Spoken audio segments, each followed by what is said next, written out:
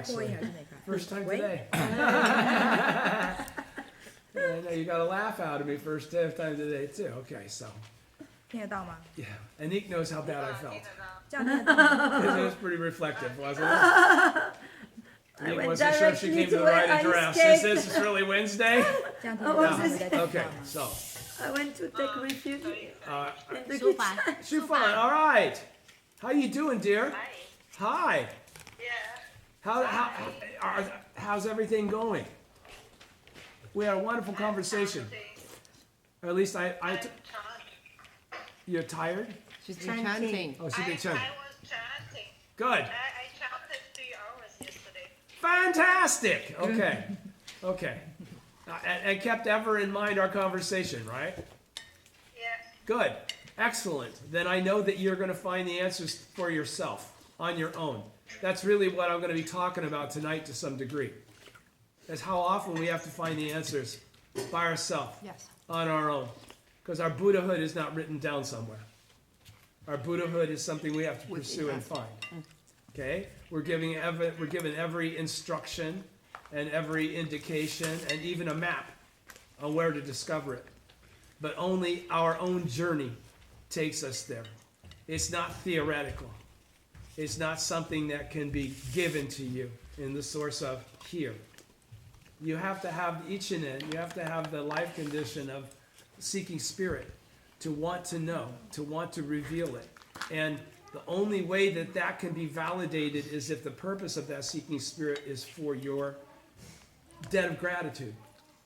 Okay? That seeking spirit can't be about, I want to be the Buddha because that's cool. I want to be the Buddha because that'll make me better than anybody else. The only reason the Buddha wants to be the Buddha is to make everybody else the Buddha. Okay, that's the function of the Buddha, is this eternally equal sharing process. And much of what I'm going to say tonight, there's no direct definition to quote from. Okay? This is what my teachers taught me, and I had to figure out based on what my teachers taught me what they really meant. Which meant that I had to spend many years studying and seeking on my own because I knew in my mind I didn't completely understand what they were saying. All right? So, where I really wanted to start this conversation is the week before last, we talked about the fact that we would, before we went on with the Heart of the Lotus Sutra, we were going to read several goshos that were very important goshos, I thought. Well, I thought to myself, before we get started with those goshos, because again, for me personally, the most significant thing about my faith and my practice has been my relationship with the Gohonzon from day one. And much of the reason for that, obviously, as it will be for each of you, is because of the past karma you've created for yourself through your own actions. That's why you have those opportunities to understand. You make them for yourself. You know, your teacher doesn't give them to you. Okay? Your teacher and you are inseparable. You're a continuum. Do you understand? Yeah, it's karmic. All right? Those are the influences that you created the fortune to have in your own life based on you. They were not a gift. All right?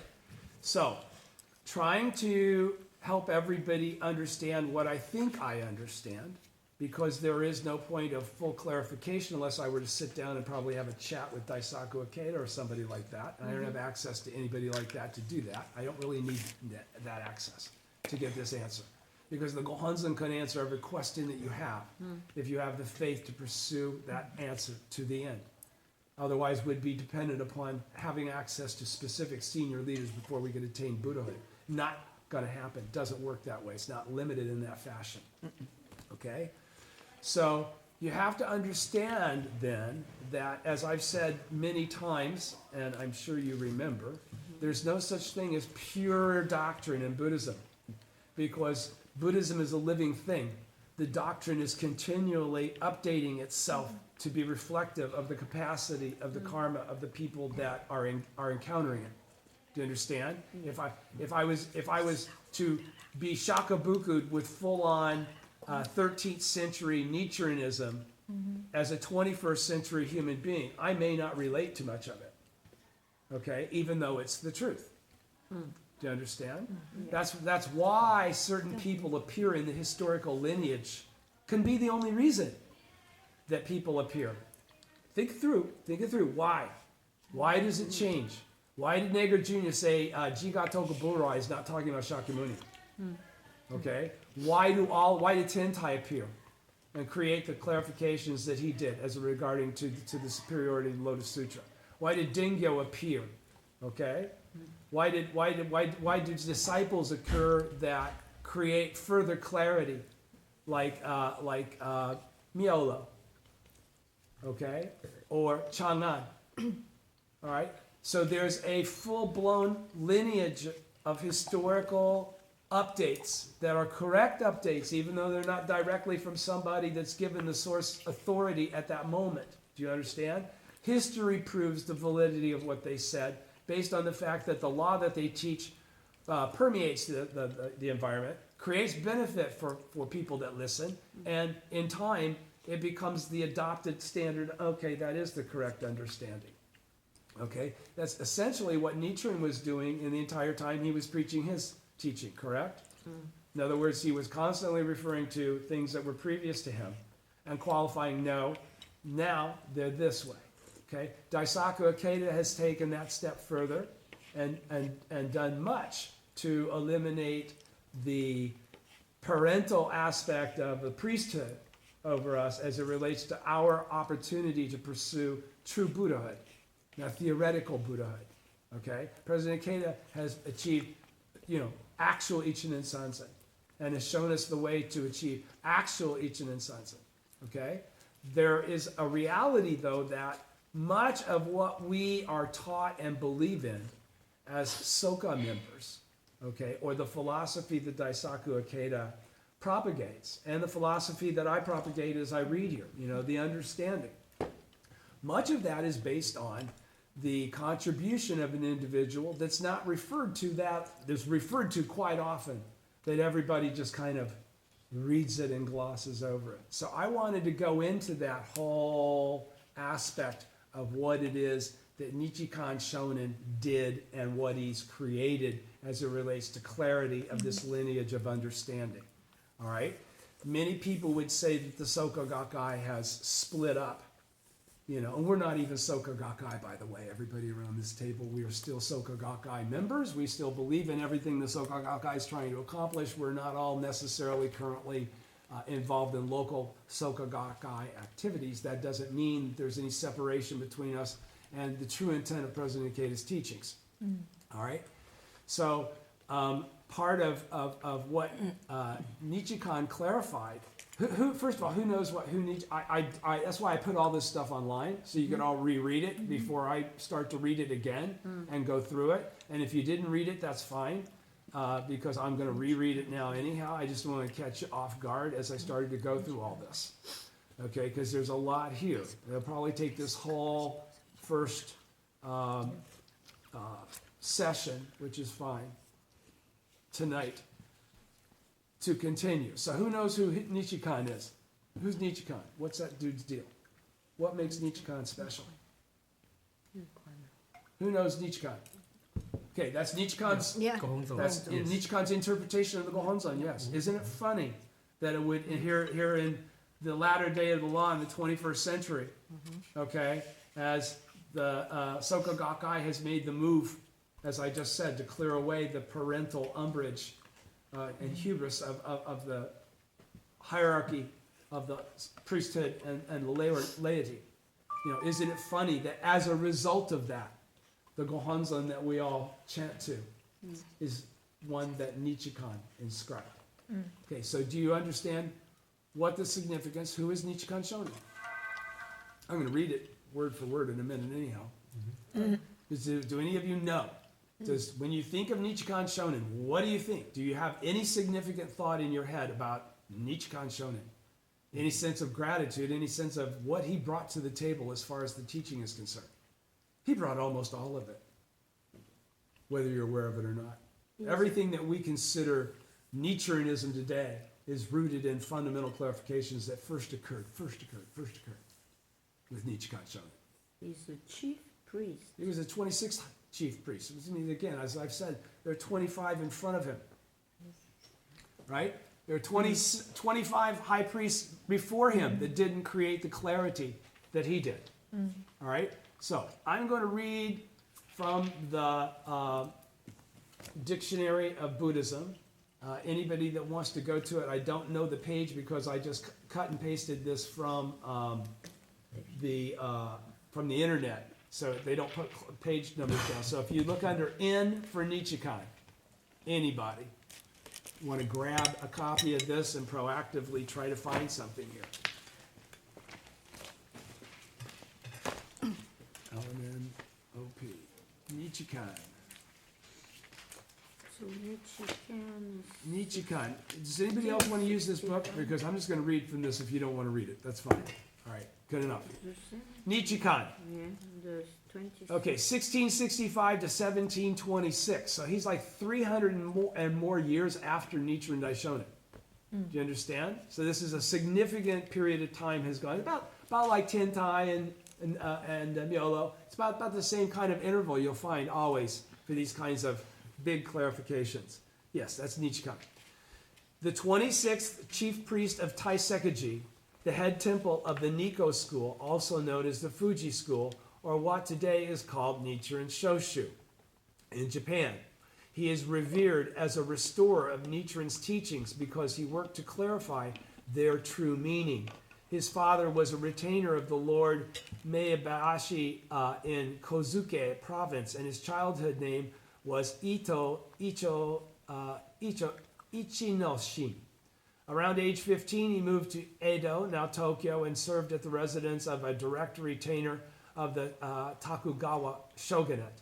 In 1683, however, he entered the priesthood and studied under Nichie, the 24th chief priest of Taisekaji. Thereafter, he devoted himself to the practice and study of Nichiren's teachings, and in 1689, entered the Hosokusa Seminary in Kazusa province, where priests were instructed in Nichiren's teachings.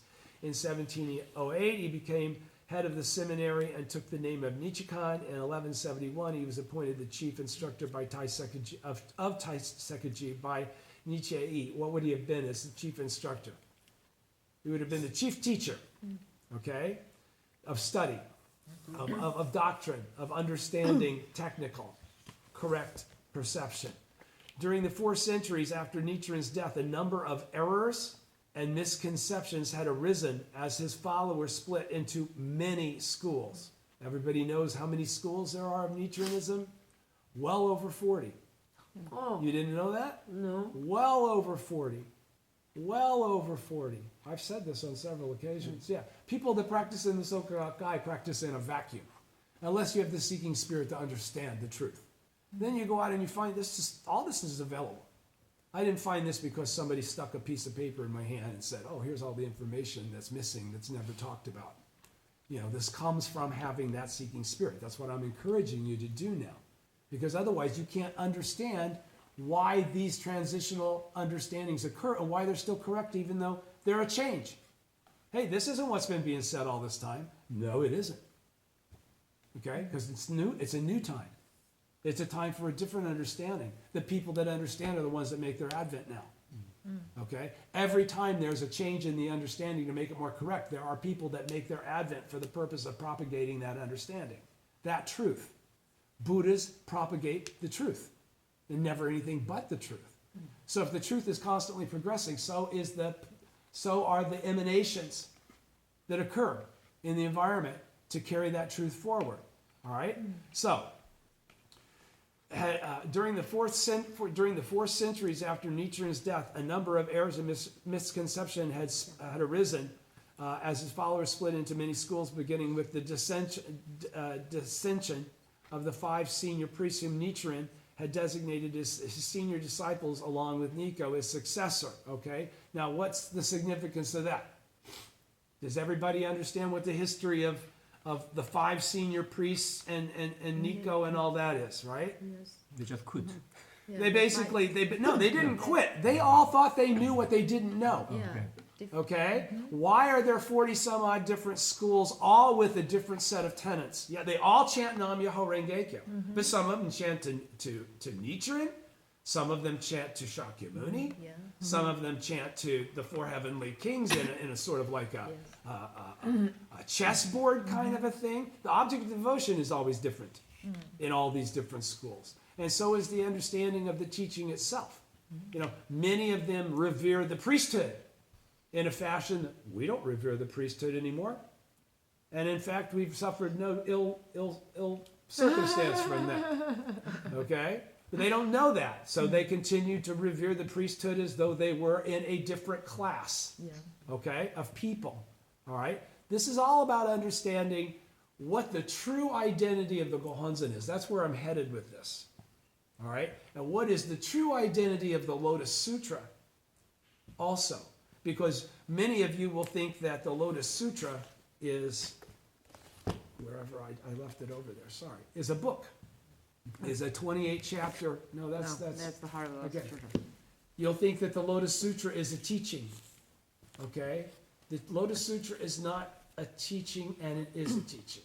Okay? I'm going to clarify that as we go along. The Lotus Sutra is actually the living embodiment of the Buddhahood of the original Buddha. That's what it actually is. Okay? As an expedient means, it's perceived and written down as a book with a lot of chapters in it. Okay? But that's why when we get to the latter day of the law, we don't need the book. Because we tap into the true identity of the Lotus Sutra. Because the eternal original teacher reappears and leaves the correct object of devotion for the latter day, which is infinite. Okay? So from that point on, we don't need the book. What we need is the object of devotion. Yeah. Do you understand? Okay, so Nichikan could see, he could perceive. Wow, I've read all this stuff.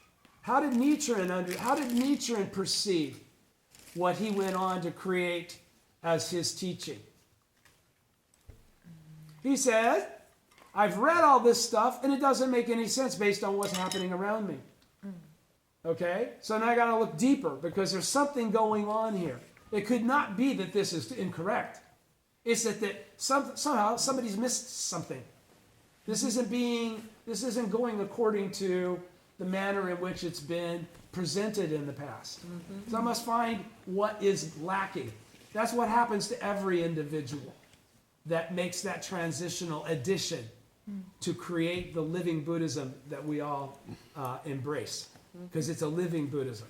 All right? Are you with me? Yes. Are you with me, Catherine? Am I like flipping you out, freaking you out, going in a different direction than you've heard before? This is the key. What if Nichikan, as I just read from the dictionary, is known as the Great Restorer because he corrected doctrinal errors. He must have perceived doctrinal errors, correct? Yes. Not only must he have perceived doctrinal errors must have accrued and occurred, correct? Yeah. Yes, this didn't just fall out of the sky. All right? So, I mean, for 25 successive high priests, no one had caught this. What they were actually teaching was something that was not the correct teaching. All right? What Nichikan did was bring them back to the correct teaching. But none of these guys ever speak up and it's just out their ass. Okay? In other words, I just decided I think it's this way.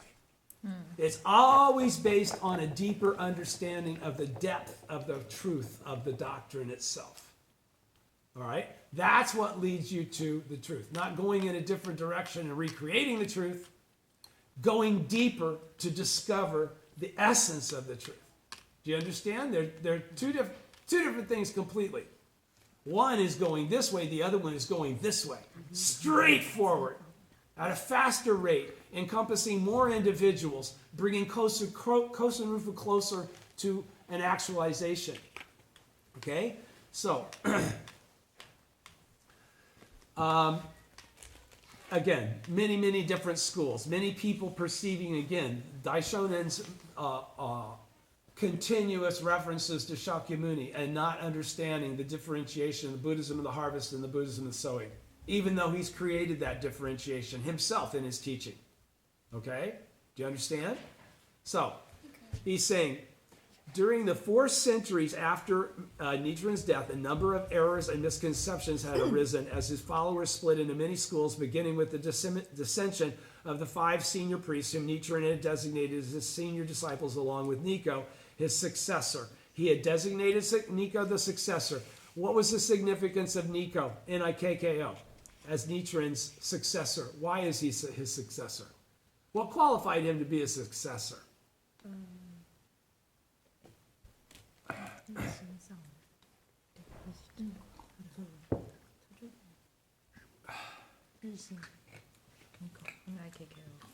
What's the one thing about Nikko?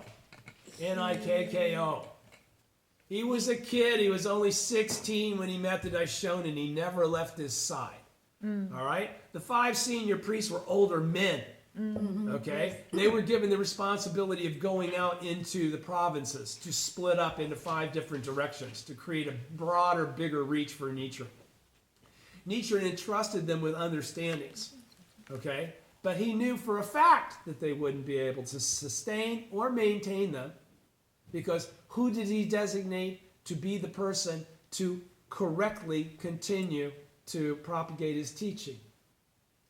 His youngest major disciple, not his oldest major disciple. Do you understand that? Who was his youngest major disciple? Nikko. Right.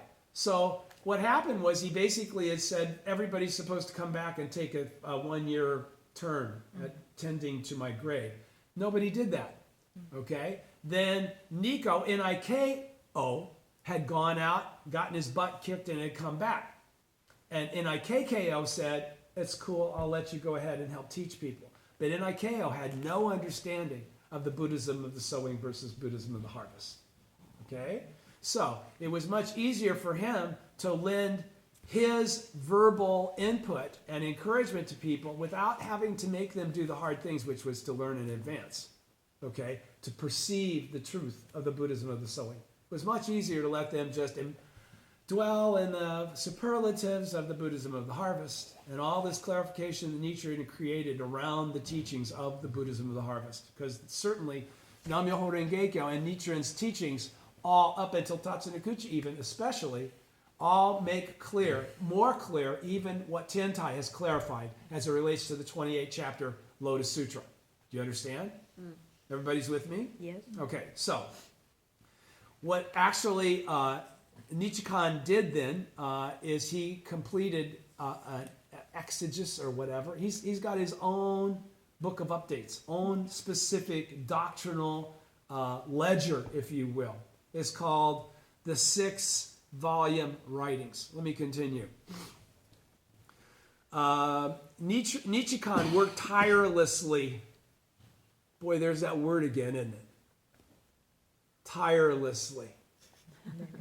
Do not begrudge your life, right? Tirelessly. That means he mastered, because you can't master these teachings without reading them. And reading them is an encumberment and occupies time. So it's actually your devotion that allows you to uncover this. All right? He says, his successor, tirelessly to clarify the true meaning of Nichiren's teachings. He completed exegesis, there's the word I was looking for, on Nichiren's 5 major writings and other works, and authored the 6-volume writings, which distinguishes the correct interpretations of Nichiren's teachings from misleading ones. He thus contributed greatly to the doctrinal clarification and study of Nichiren's teachings. In 1718, Nichikan became the 26th chief priest of Taiseka-ji, and in 1720 he retired from that post and devoted himself solely to lecturing on Nichiren's works and instructing priests. 3 years later, however, the chief priest who had succeeded him died, and Nichikan again assumed that responsibility. He also collected funds and promoted the repair and construction of buildings at Taiseka-ji. So what does that little bit of his bio tell you about it? Because this is a Buddha. So what does that Buddha's life, as I just read 2 or 3 sentences, tell you about him as the Buddha? Huh? Total devotion, absolutely. But how is it expressed? Selflessly. Selflessly. Does he get off on the hierarchy of being the chief priest? No. No. He retires from that after 2 years. He says, this is a bunch of ceremonial bullshit. You know, I want to teach people. You know, there's this thing that they're not understanding that I've already had to write all this doctrinal clarification around. I want to continue to teach people. All right? That's the significance of his spirit. All right?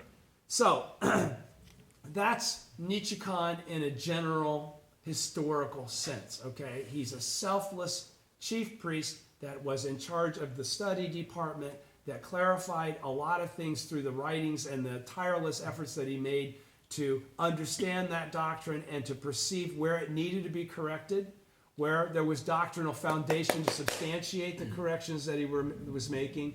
It ultimately elevated him to a level of faith that he was such a significant individual within the hierarchy of the priesthood that he was elected or appointed chief priest. He had no time for that, gave it up, and only came back after a death required him to. So then I go to the next thing in the dictionary is to go to the clarification of the 6-volume writings. What are those? Rokansho. Now you're going to find that as you go through the Dictionary of Buddhism, over and over and over again, when you're going to get to certain big important things, they're going to give you the definition. And they're going to give you the definition on the basis of historical Buddhism says one thing. Then Tentai says another thing. Tentai, without it being in conflict with the historical, clarified, yada, yada, yada. Then Nichiren will come in. And it'll give you Nichiren clarified. And then on many occasions, when it comes to something very specifically important, after Nichiren's clarification, it's going to say Nichikan came and clarified Nichiren's teaching even further.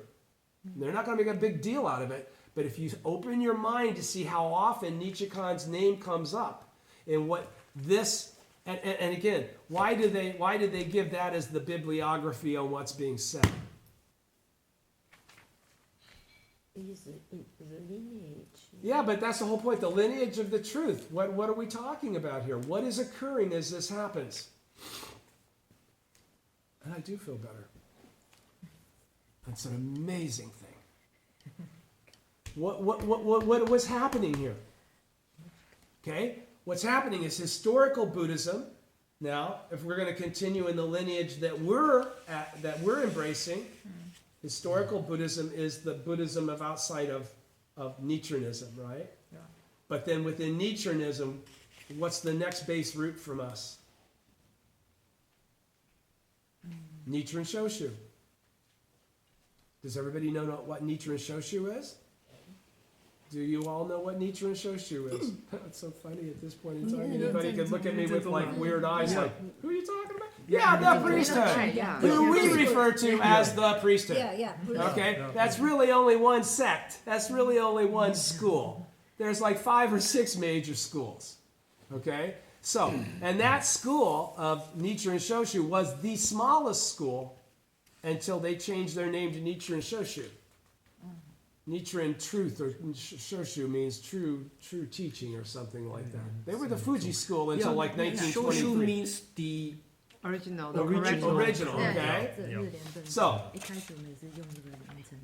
what you have to understand is that, so now when we go into qualifying doctrinal clarity as a bibliographical issue, we want to know where is your footnotes that qualify what you just said.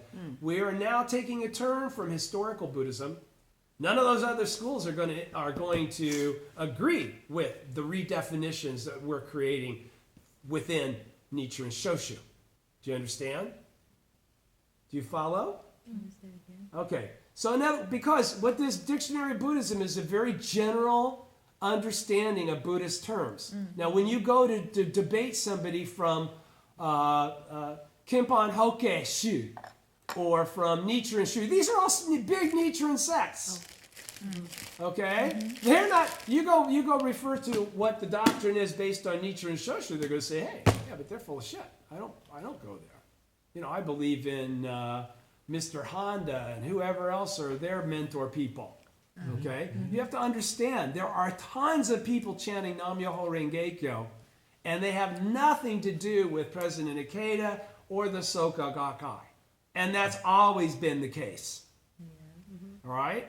Right.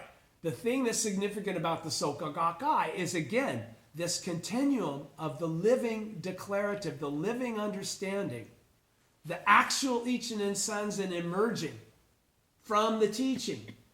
Okay? That's what makes it valid. You know, had Soka Gakkai crumbled when Nikken kicked out Daisaku Ikeda? No. No. No, I'm saying, had that happened, Yes. Yes. everything that he's saying would have been validated. What did I send you the thing from Tripitaka Master, the quote from Nichiren? You know, doctrinal proof is important, but what I base everything on is the proof of actual fact. Yes. Okay, so the proof of actual fact is what's involved in Nichikan being able to say what he said and it living on. Okay, of Toda saying what he said. Why do I always tell you why all of a sudden President Ikeda shifts into quoting to Toda in any of his writings? Because what Toda said can't be substantiated on any other basis than Toda. That's Toda's Buddhahood saying that. Do you understand? Yeah. Just like Ikeda's Buddhahood is saying much of what I'm reading to you. And Tom's Buddhahood is clarifying that to you. Okay? This is a living process. Okay? It's not some stuffy thing where you could go pay a certain amount of money and go to a classroom and just read it. You have to pursue it. And the pursuit is so deep and so long, there's no class that will last that long. No tuition you'd be willing to pay. Because it's a lifetime. Okay? Do you understand? Yes. So, going back then to this 6-volume writing from Nichikan. Lifetime plus seeking spirit. Huh? Lifetime seeking spirit, and don't be hung up on things where you go, oh, it didn't say that anywhere until you just said that. Okay? Just like a lot of things I might be saying, people could easily say, where did it come from? Where did that come from? Well, that came from either my teachers or from my Buddhahood in front of the Gohonzan, if you've never heard it read before. Okay? But it didn't go because I just decided to mouth off one night in front of a camera. All right? It came from a lot of daimoku and a lot of study and a lot of pursuit of the truth, which is what I'm trying to share with you now. Because you don't know things that you think you know. You don't even know the source of what you're studying. Okay?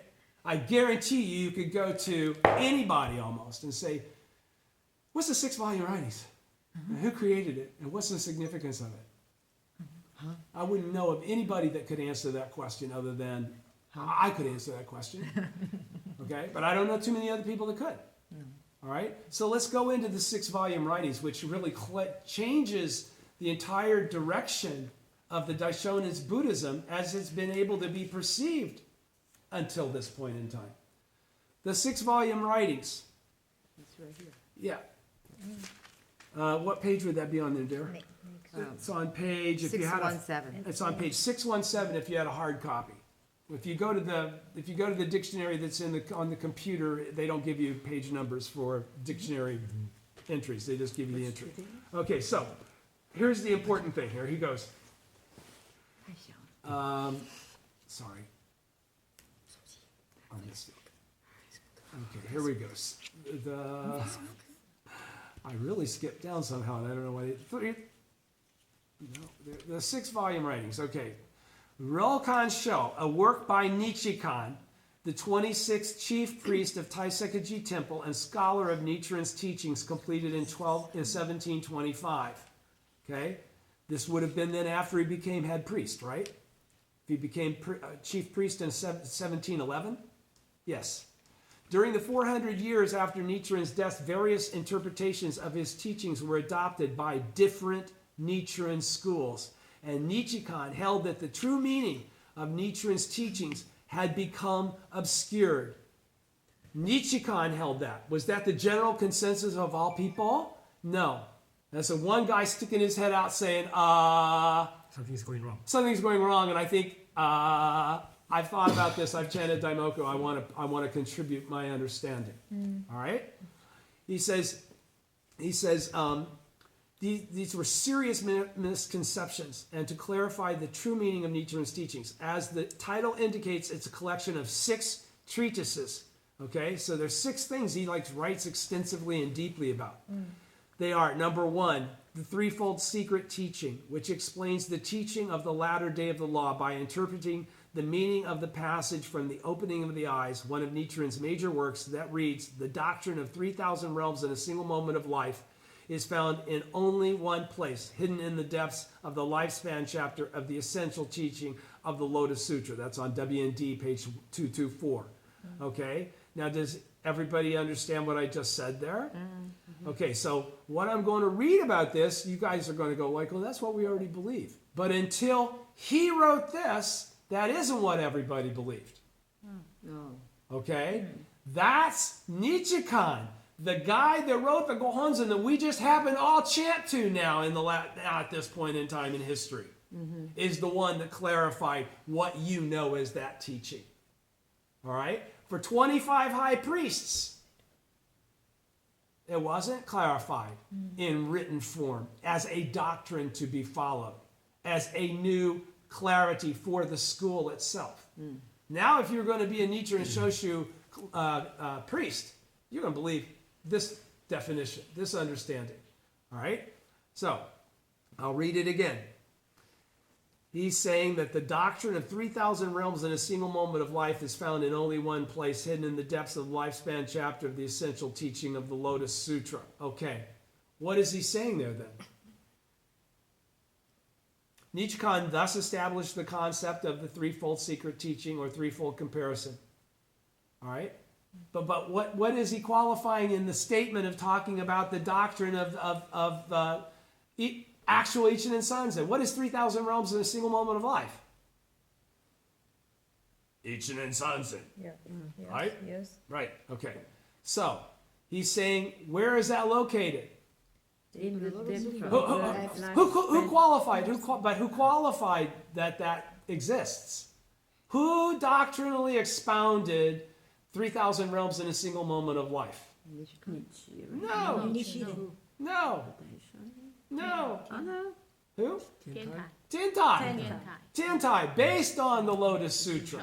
That's again what you got to understand. Where did Nagarjuna come up with all this stuff? It's based on the Lotus Sutra. Where did Nanye and Tsutsu, or whatever his mentor's name was? It was from the Lotus Sutra. Where did Nanye get it? Where did Tentai get it from? Where did Myolo get it from? Where did Dengyo get it from? They all got it from the Lotus Sutra, but it was from the Lotus Sutra and the extension of understanding that had doctrinally all been validated by the previous mentors within this mystic stream of Lotus teachers. Do you understand? Do you? Okay. Well, what's that mean? Do you understand or not? No, I do. Okay, I mean, what I'm trying to clarify to you is that as we see Daisaku Ikeda make interpretive clarifications, he's doing exactly what has occurred for thousands of years as it relates to Buddhism. Okay? So he can never be attacked on the basis of, you have no right to do that. Okay? It's static. It's this. It's in a box. This is the teaching. There will never be that point in time. That's why it's so important for you to all master the teaching, so that as your lives progress, as your understanding deepens, your grasp of the truth and your ability to pass it on, also in keeping with the time, is qualified. Do you understand? Yeah. We are not going to get there by just counting on a book that Daisaku Ikeda wrote back at around 2000 something. That's not going to do Kosen Rufu. Only actual Ichinen Sanzen will create that. What is actual Ichinen Sanzen? Buddhahood. Buddhahood. Okay? So that's why we read this. Nichikan thus established the concept of the threefold secret teaching or threefold comparison, which is, first, the doctrine of 3,000 realms in a single moment of life, which Nichiren himself identified as Nam-myoho Renge-kyo, is found in the Lotus Sutra and not in any other sutras. Okay, that's actual Ichinen Sanzen, not the theoretical Ichinen Sanzen that's referred to in the second chapter. The one that's revealed in the depths of the 16th chapter. You with me? Okay. And not in any other sutra. It's not found in the Flower Garland Sutra. It's not found in the Mahavrochana Sutra. Okay? Nichikan is declaratively saying, those guys mixed all that stuff up a long time ago. Nichiren taught us that, yet you still give credence to those claims of Ichinen Sanzen being found in other doctrines other than the 16th chapter of the Lotus Sutra. It is nowhere else. He's making that declarative in this first of the threefold secret teaching. Do you understand? Mm-hmm. He's saying anybody that gives any credence to anything other than that is incorrect. They're creating slander. All right? Yeah. Second, it is found in the lifespan chapter of the essential teaching, latter half of the Lotus Sutra, and not in its theoretical teaching, first half. So, the Ichinen Sanzen of Nyose So, Nyose Shou, Nyose Tai, the theoretical of the expedient means chapter, the second chapter, that's not real Ichinen Sanzen.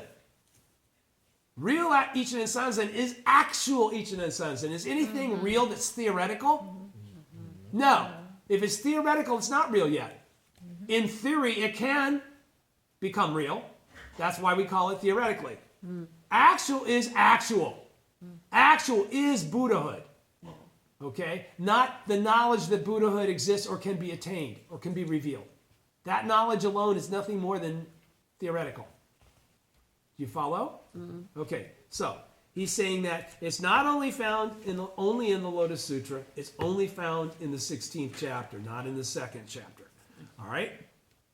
He's saying, and third, it is found in the depths of the lifespan chapter. In other words, he says, Ichinen Sanzen is not found in the words of the surface.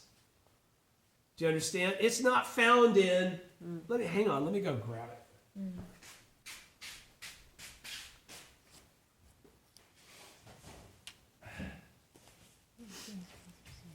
Are you guys with me? Am I boring you to death with this stuff? No. I hope not. No. Okay. Again, this is the threefold Lotus Sutra, right? He's saying actual Ichinen Sanzen is not found here, anywhere, also. Yeah. What is actual Ichinen Sanzen? It's not a teaching. It's the life of the eternal Buddha. Okay? It only comes from connection with the correct object of devotion. It doesn't manifest in any other way. Okay? It doesn't manifest behind any other understanding other than Nam-myoho Renge-kyo. That's why the Nam-myoho Renge-kyo, thus come one, manifests in order to secure it within for all time, amongst all of his disciples who are going to come forward to propagate it. Those are called the bodhisattvas of the earth, right?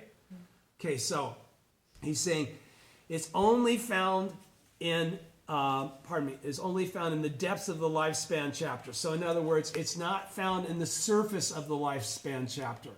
What is the depths of the lifespan chapter? That's oh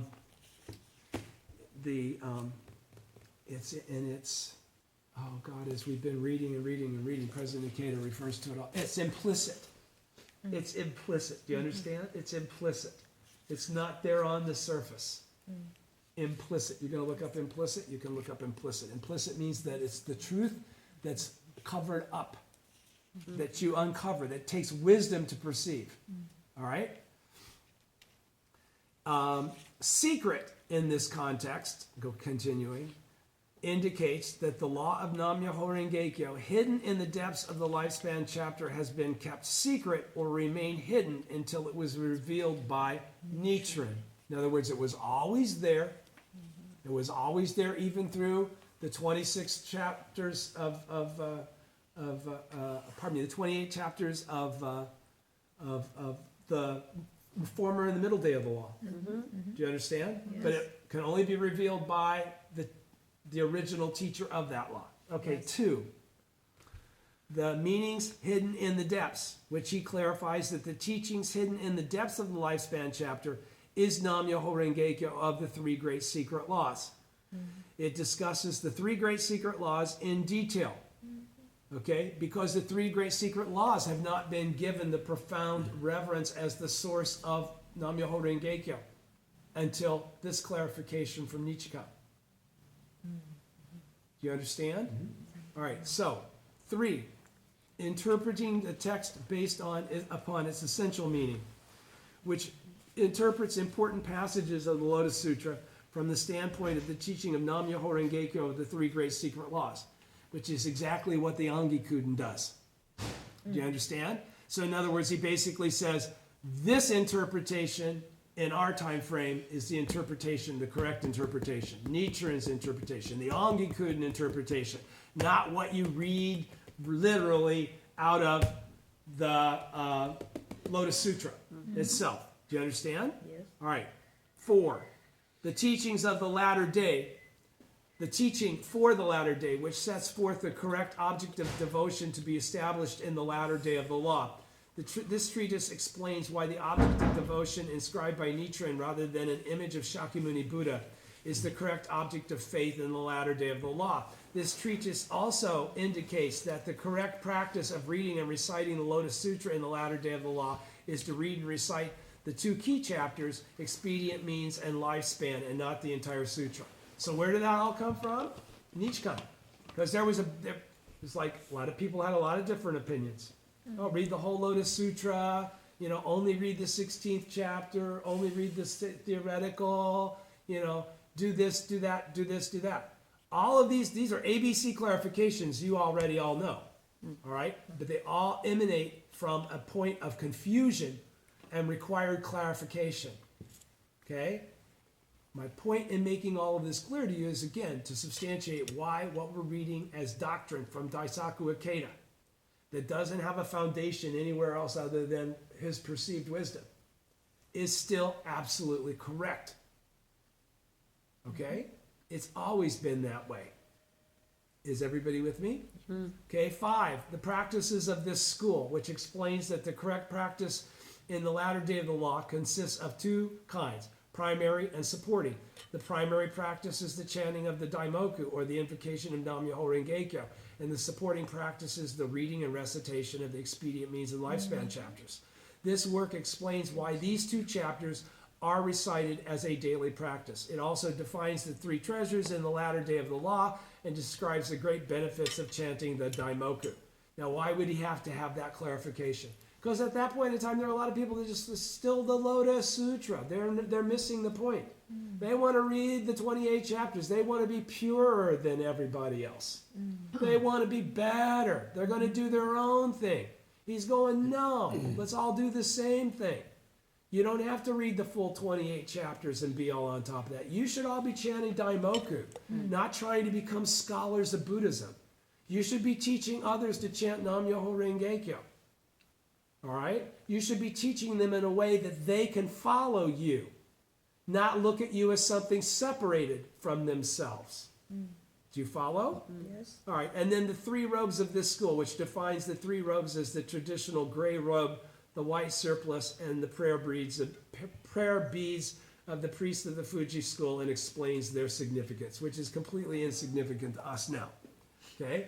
So I'm not putting Nichikan up on a pedestal and saying every single thing he's ever said is what we should be hanging our hat on, because some of what he talked about had to do with the priesthood, and that has nothing to do with us now. Okay? But if we get into these 6 things, the things that will be important for us to know about will be referenced again. Okay, so we go back to the first thing that was talked about, which was the threefold secret teaching. Sanju Hidin. Okay? Do you know what page that's on, or are you just going, okay? Doesn't matter. Sanju Hidin is under threefold secret teaching. Starts with a T if you're looking in the dictionary. Threefold. Okay. Threefold? Threefold. Threefold secret teaching. A doctrine, Nichikan, the 26th high priest of Taisekaji, established based on the passage in Nichiren's treatise, The Opening of the Eyes, that reads, yes.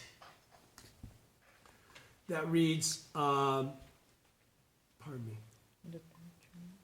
I established, I don't know what I'm doing here. Okay. Chief priest established based on the passage in Nichiren's treatise, The Opening of the Eyes, that reads, the doctrine of 3,000 realms in a single moment of life is found in only one place, hidden in the depths of the lifespan chapter of the essential teaching of the Lotus Sutra. Nagarjuna and Vasubandhu were aware of it, but did not bring it to light. It forth into the light. Tiantai Chichi alone embraced it and kept it ever in mind. Also, again, from the same page, same quote. Nichikan interpreted this sentence to mean that the doctrine of 3,000 realms in a single moment of life is found only in the Lotus Sutra, not in any other sutra. 2, only in the lifespan chapter of the essential teaching, latter half, not in the theoretical teaching, first half of the Lotus Sutra. And 3, only in the depths, not on the surface of the lifespan chapter. The first point corresponds to the comparison of the true teaching, the Lotus Sutra, and the provisional teachings, and all other sutras.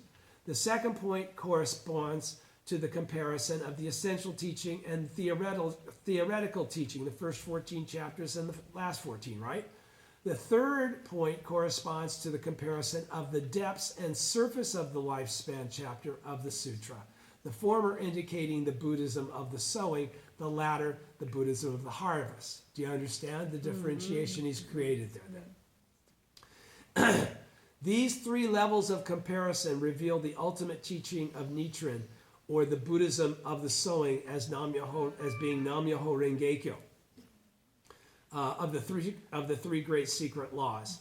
Nichikan used the term threefold secret teaching because the Buddhism of the sowing, hidden threefold in the depths of the lifespan chapter, was unknown to the other Nichiren schools. I'll repeat that because it's important clarification. This threefold secret teaching, which is that comparison that I just gave you, that the truth of Nam-myoho Renge-kyo only exists in the Lotus Sutra, that it only exists in the latter half of the Lotus Sutra, that it only exists in the 16th chapter hidden in its depths. That truth was not known to other Nichiren schools. It was also a confused point within Nichiren Shoshu. That's why Nichikan had to clarify it. But that is the basis of everything we believe. Okay? But where did it come from? It came from Nichikan. Okay? It came from Nichiren Shoshu as a school in terms of lineage. And it came from the writings of Nichiren, which it embraced in their entirety by the Nichiren, by Nichiren Shoshu. All right? All right, so the three great secret laws, we've heard that many times, right? You know, the 3 great secret laws. The 3 great secret laws really were never grasped as the 3 great secret laws until Nichikan. Okay? So when we talk about the Gohonzon of the 3 great secret laws, that qualifying sentence, that qualifying phrase comes from the 26th high priest. Okay? The 3 great secret laws are only mentioned, they're mentioned in a few different goshos, but they're never put up on a pedestal. Okay? That's again, we're getting into all that right now.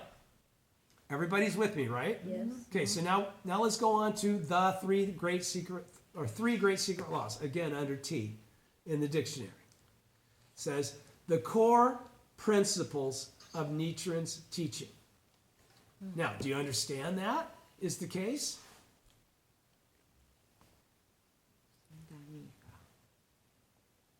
Why are the 3 great secret laws the core of Nichiren's teaching?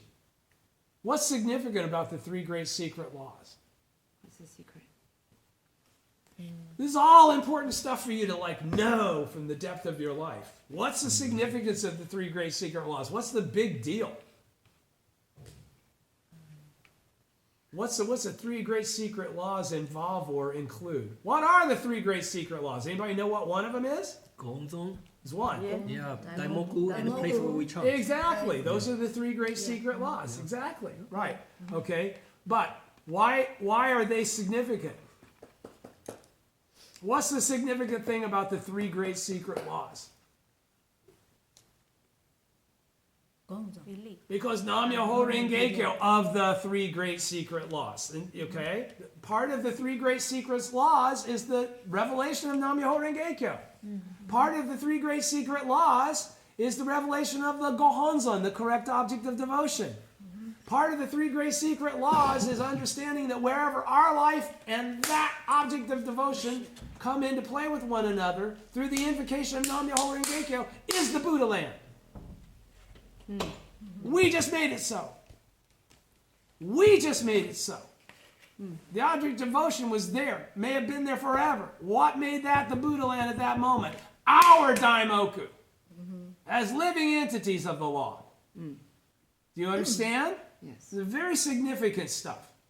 All right, so let's read through what it says about three great secret laws.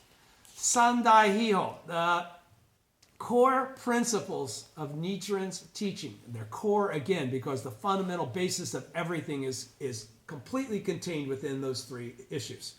All right? They are the object of devotion of the essential teaching, the daimoku of the essential teaching, and the sanctuary of the essential teaching. Again, train your minds to always understand the difference when you see the word essential as a translated term. Always understand that there's more than one essential teaching. There's the last 14 chapters and the essential teaching of Nam-myoho Renge-kyo. You have to always be clear, what is he talking about? Many times for the sake of expediency. Again, back in the 1300s, before he had, or anyone else had had a chance to validate his teaching, he would refer to that sort of in an obscured way. So you might take it either one way or the other. You might think maybe he's talking about Shakyamuni. You might be thinking about the essential teaching of the Lotus Sutra is just an extension of Nam-myoho Renge-kyo as an extension, not an actual separate teaching of the Soe, the Buddhism of the Soe. Do you follow what I'm saying? Yes or no? Always know that whenever you hear the word essential teaching, it can either mean the last 14 chapters of the Lotus Sutra, or it can mean the teaching of Nichiren of Nam-myoho Renge-kyo. That's why they put that sentence here. Here, essential teaching refers to the teaching of Nam-myoho Renge-kyo and not to the essential teaching or the latter 14 chapters of the Lotus Sutra. Okay? It says it right there. All right? Nichiren establishes these three essential principles to enable people in the latter day of the law to attain Buddhahood. Does anyone have the capacity, or does anyone have the ability to attain Buddhahood in the latter day of the law in the absence of the three great secret laws? No. That's why we have such great appreciation. That's why we revere the object of devotion in the manner in which we do. That's why the infinite compassion of the eternal Buddha is expressed in the existence of the Gohonzon. Okay? So he's saying, Nichiren, 1282 establishes these three essential principles to enable people in the latter day of the law to attain Buddhahood, because they can't in the absence of them. Therefore, they all attain Buddhahood in the latter day of the law by virtue of their relationship with him. Okay? But when I say him, I'm not even talking about Nichiren, because Nichiren is a pseudonym for something more profound than just Nichiren. Going to get into that. Okay, they are called secret because they are implicit in the text of the lifespan chapter of the Lotus Sutra and remained hidden or unknown until Nichiren revealed them. Nichiren regarded them as the vital teaching that Shakyamuni Buddha transferred to Bodhisattva superior practices in the supernatural 21st chapter of the Lotus Sutra. He regarded his mission as one with that of Bodhisattva superior practices. Everybody's reading with me, right? The three great secret laws represent Nichiren's embodiment of the mystic law to which he was enlightened in a form that all people can practice and thereby gain access to that law within their own lives. Everybody understands what that just said, right? He associated the three great secret laws with the three types of learning set forth in Buddhism: precepts, meditation, and wisdom. Specifically, the object of devotion corresponds to meditation, the sanctuary to precepts, and the daimoku to wisdom. Concerning the three types of learning based on the Lotus Sutra, Dingyo, in his questions and answers on the regulations for students of the Tendai Lotus School, states, the space-like immovable precept, the space-like immovable meditation, and the space-like immovable wisdom, these three all together are transmitted under the name Wonderful Law. The three types of learning based on the Lotus Sutra are called space-like and immovable because, like space, which represents the ultimate truth, they are immovable or imperturbable. Nico, Nichiren's successor, stated that in Nichiren's teachings, the object of devotion corresponds to the space-like immovable meditation, the sanctuary to the space-like immovable precept, and the daimoku to the space-like immovable wisdom. Nichiren mentions the three great secret laws in several of his writings, all dated after his near execution in Tatsunokuchi and subsequent exile to Sado Island in 1271. And in a work known as on the three great secret laws, he offers a detailed definition. At the core of the three great secret laws is the one great secret law. This is what I was really trying to get to. All right? Is the one great secret law. This is the object of devotion of the essential teaching, or Nichiren's embodiment in the form of a mandala of the eternal law of Nam-myoho Renge-kyo, which he fully realized and manifested in his life. He writes in The Person and the Law, deep in this mortal flesh, I preserve the ultimate secret law inherited from Shakyamuni Buddha, the Lord of Teachings at Eagle Peak. Because embracing this object of devotion called the Gohonzon is the only precept in Nichiren's teaching, the place where it is enshrined corresponds to the place where one vows to observe the Buddhist precepts, or the ordination platform, or sanctuary of the essential teaching. The term precept in Buddhism implies preventing error or putting an end to evil. The daimoku of the essential teaching indicates the invocation or chanting of Nam-myoho Renge-kyo with faith in the object of devotion. It includes chanting the daimoku for oneself and teaching it to others. Thus, both the sanctuary and the daimoku derive from the object of devotion. Later, Nichikan, the 26th chief priest of Taisakaji Temple, classified the three great secret laws into the 6 great secret laws. First, the object of devotion is viewed in terms of both the person and the law. The person indicates Nichiren himself, who achieved the enlightenment and virtues of the eternal Buddha and who established the Buddhism of the sowing for all people in the latter day of the law. The object of devotion in terms of the law is the Gohonzon, which embodies Nam-myoho Renge-kyo. Second, the sanctuary also has 2 aspects, the specified sanctuary and the general sanctuary. The former is a sanctuary to be built at the time of Kosen-rufu, or wide propagation, in accordance with Nichiren's instruction. This is the place where the object of devotion Nichiren inscribed for all humanity, commonly known as the Daigo Honzon, is to be enshrined when his teaching has been widely spread and established. The general sanctuary is any place where one enshrines the object of devotion and engages in practice. Third, the daimoku of the essential teaching also has 2 aspects, the daimoku of faith and the daimoku of practice. The former means to believe in the Gohonzon, and the latter means to chant daimoku and spread it. According to Nichikan's interpreting the text based on its essential meaning, the 6 great secret laws are considered a crystallization of the Buddha's 84,000 teachings. The 3 great secret laws, a crystallization of the 6 great secret laws. And the 1 great secret law, a crystallization of the 3 great secret laws. Did everybody understand that deeply? I would like to go back through it if I can, if you'll allow me to, or is it too much? Do you understand? What's he clarified there? First of all, Ninpo Ika did not exist as a teaching until Nichikan qualified it. Do you understand that? Yes. Okay? It's based on Ninpo Ika. Theoretically, the basis of Ninpo Ika is the basis of us also doing the same thing. Yeah. Without Ninpo Ika, it's all theoretical. Yeah. Everybody knows what Ninpo Ika is, right? The oneness of the person and the law. Oh, okay, okay. Okay? So when we say the Gohonzon is the life of Nichiren, and we're also talking about being in our own life, that's a qualification of that split. There is no separation. Okay? But if it weren't Nichiren's life, it couldn't be our life, because the relationship comes from that aspect. Right. Okay? Does everybody understand that? Yes. But again, perceive the reality that 25 high priests, no Ninpo Ika. An orally transmitted teaching. I'm sure that obviously that had to exist as an understanding, or Nichikan couldn't have ultimately said, no, let's clarify this and put it down in writing. I've done enough investigative work. But there were a lot of like parallel understandings and interpretations that were being verbalized and carried forward until somebody said, no, it's actually exactly this, which includes everything everybody else is already saying, but in the correct manner to perceive it.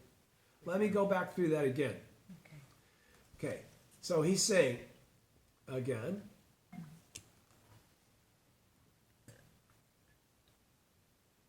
three great secret laws, okay, mentioned in many of the Daishonin's teaching, mentioned in several of his writings, but had never been qualified as being the basis of everything, okay? Again, the essential teaching is the teaching of Nam-myoho Renge-kyo, okay? And then they are called secret because they're implicit.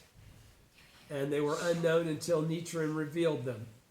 And Nichiren regarded them as the vital teaching that Shakyamuni Buddha transferred to Bodhisattva superior practices in the supernatural 21st chapter of the Lotus Sutra. Okay, he regarded his mission as one without a Bodhisattva superior practices. Why does the Daishonin qualify Bodhisattva, the connection with Bodhisattva superior practices? Did she ask a question? No, she said she didn't finish. Oh. Why? Why does the Daishonin talk about Bodhisattva superior practices instead of talking about himself as the eternal Buddha or the original Buddha?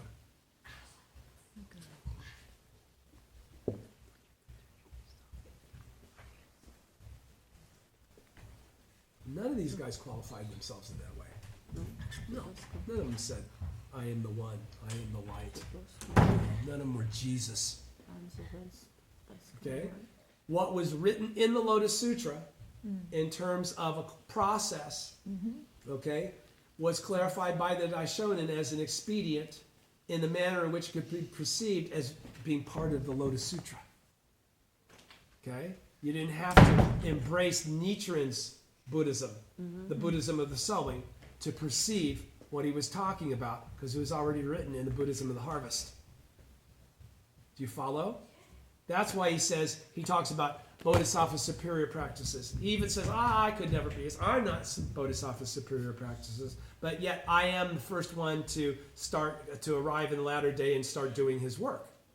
Right? So Nietzsche never says, I am the incarnation of Bodhisattva superior practices. Okay? Like a lot of people will talk about Daisaku Ikeda, and they'll make declarations about his significance. Does he ever make those declarations? No. He qualifies the truth and leaves it at that. Those people with wisdom will perceive that truth and qualify it. They're the ones to do it, you know, not the author. The author doesn't qualify himself. Okay? It's his teaching has the strength to be real. Therefore, it's embraced and passed on. Okay? There. So, they are called secret because they are implicit in the text of the lifespan chapter of the Lotus Sutra and remain hidden or unknown until Nichiren revealed them. Nichiren regarded them as the vital teaching. I'm that far along. My God, I didn't get very far at all. All right. I'm going to continue to go over this and then we'll finish. Sorry for it being so long. He associated the three great secret laws with the three types of learning set forth in Buddhism: precepts, meditation, and wisdom. Now, what are these three types of learning, and what's the significance of them in Buddhism? According to Buddhism, up until Nichiren, you couldn't become a Buddha unless you had already mastered these three types of learning. All right. So what the Daishonin is qualifying here again is, rather than having to learn, thousands of years of doctrine and all that, the three types of learning. I'm not going against the original teaching. The original teaching says these three types of learning have to be present for you to be the Buddha, to attain Buddhahood, right? I'm saying that they're contained within what I'm doing. Do you follow? He's saying, so the three types of learning of precepts, meditation, and wisdom were already included in the three great secret laws. You didn't have to master them as three different processes for, becoming wise. Do you understand? Mm-hmm. Do you understand? You have that look on your face like you don't really understand. What you must understand is this. The Daishonin could not introduce the Buddhism of the sowing without it matching up to the Buddhism of the harvest for the sake of credibility and a lack of disconnect. Okay? And what is the Buddhism of the harvest versus the Buddhism of the sowing? What is the separation ultimately? Faith in Nichiren. That's the real difference. Okay? That's the real difference. So you're always going to see everything that preceded the Buddhism of the sowing have its very complicated expedient means setup clause in the Buddhism of the harvest, because that's why it's in the Buddhism of the harvest. It's in the Lotus Sutra as a positioning for the truth to be revealed downstream. Don't forget, how does Shakyamuni attain Buddhahood? By chanting Nam Myoho Renge Kyo. All Buddhas attain Buddhahood only by chanting Nam Myoho Renge Kyo. Yes. Okay? So the Buddhism of the sowing was already known to the Buddhists that were the real Buddhists. Do you understand? When we qualify Bodhisattva Manjushri or Bodhisattva Perceiver of the World Sounds, you're going to read here later, these were actually all Buddhas. Out of their compassion, they supposedly appeared in the former day of the law, or actually before the former day of the law, in the time of the Lotus Sutra. Okay? For the sake of, as bodhisattvas, for the sake of the propagation of the law, for the sake of the law. What is the law? The law, the law, the law. The law itself is the actual life of the eternal Buddha, of the original Buddha. It's that combination that allows us to also fuse with the law and become one person in law, same thing. Do you follow? Yes. Until it's done by one individual, it's theoretical. That once it's done by one person, the theoretical doesn't matter at all. Do it. Getting there is all that matters. We already proved it can be done. The theoretical is not important anymore. We've proven the theory. All right, so he's saying precepts, meditation, and wisdom. Specifically, he's saying you don't need the object of devotion corresponds to meditation, so you don't have to do all this meditative makashikan shit, right? He's saying the sanctuary to precepts, you don't have to be all goody good shoes, because you've got the Gohanzen enshrined as a devotional point of reference for your life, right? You're doing all the precepts you got to worry about doing precepts. All right? We don't care about all the 500, 300 rules anymore. Right? The only precept is Nam Myoho Renge Kyo. Enshrine that object of devotion. Okay? And then he's saying the wisdom is the Daimoku. Okay? Which, what are you doing when you're chanting? Of course, that's what you're expressing, the wisdom to perceive the true object of devotion in the place where it's to be devoted, where it's to be embraced. Do you follow? You're doing all three great secret laws every time you chant Daimoku to the Gohanzan. Yeah. Okay? What does that then allow you to do? Manifest your true identity. Doesn't that make sense? How did you do that? Was it because it was magically somebody tapped you on the head to manifest? No, because you did everything that even the Buddhism of the Harvest said was called for. You've done it in the express way that we do it in the latter day. We embrace the correct teaching directly. We don't use expedient means to make it simpler or make it more understandable. But contained within that express is still all the other minutiae that we're bypassing, that we're not having to take 1 lifetime, 10 lifetimes, 10,000 lifetimes to master. But it's still all there. It's not in conflict in any way. That's the beauty of this Buddhism. It's bulletproof. It's got no holes. Okay? You need to be aware of that. Nichikan qualified a lot more than what I'm going to be able to get to tonight. Space like somebody said concerning 3 types of learning based on Lotus Sutra Dingyo, and it says states that they're all the space-like immovable precept, space-like immovable wisdom, space-like immovable meditation. What's space-like immovable?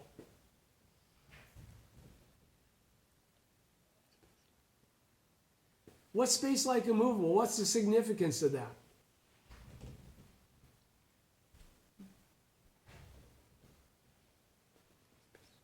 like space. It encompasses everything. Immovable means this is the basis of everything. Okay, so that's what Dingyo said. Okay, and then Nico, Nichiren's successor, qualified this and said that talked again about space like immovable meditation, the sanctuary space like immovable precept, and the Daimoku,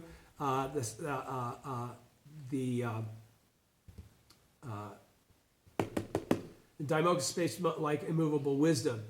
And then he talks about the 3 great secret laws, and then Okay, now I can finally get to this. This is the object of, okay, at the core of the 3 great secret laws is the 1 great secret law. This was the, let me finish with this because this is the most important thing. Because again, what do we hear for the first time? We hear the name and the words of the truth, right? So the 6 stages we hear before we are able to perceive and embrace. Okay? Okay? But what came from what? Is what we heard the source of what we then come to embrace? No. Understand? The Gohonzon is what Nam-myoho Renge-kyo emanates from. Nam-myoho Renge-kyo doesn't emanate from the Gohonzon. Do you understand? Yes. All right? So, if that's the case, then what is the Gohonzon significant of? Is Nam-myoho Renge-kyo significant of the life of the eternal Buddha? Or is the Gohonzon significant of the life of the eternal Buddha? That's why the object of devotion is so special, so different, so unique. Having the correct object of devotion and perceiving it correctly is the whole ball game. Really, if you're talking about enlightenment in your present form, it's the whole ball game. Because there are people that can be doing all this other stuff and chanting to Shakyamuni. Okay? The Daimoku that they're deriving from that practice is not the Daimoku that we're deriving from ours. Do you understand? That's the significance. Ours is based on the original Buddha. Doctrinally, essentially, absolutely, foundationally. You should perceive the Gohonzon in that way. The Gohonzon is a scroll and a piece of paper while it's hanging there. And we're chanting listlessly without any kind of sense of devotion. But when we chant with devotion, we bring forth the innate aspect of our life that is one with and identical to that original state. Was this all too deep for me to get into? Everybody understands basically what I'm talking about? All right, we'll stop there. I don't think I need to continue. You really understand. Again, I would ask that We you come go. back next time. Yeah, it's very deep stuff, and it's important for you to know as far as I'm concerned. I know how important it is for me to know and understand, so I assume it must be important for me to share. And you can already see from what I've read how confusing it could be, easily, or how easily you could never even know about it. All right? I just want to finish off this predication so that because it's important that you understand, because we're going to keep going back to original Buddha, the eternal Buddha, our life condition is Nam-myoho Renge-kyo, our eternal life, this and that and this and that and this and that. You got to understand it's all the same thing and why it's the same thing. So we are in the lineage of Nichikan. Oh, definitely we're in the lineage of Nichikan, or we wouldn't have been chanting Nam-myoho Renge-kyo in the 21st century. Because it wouldn't have been spread to us. No, you're not Japanese. We never got out of Japan.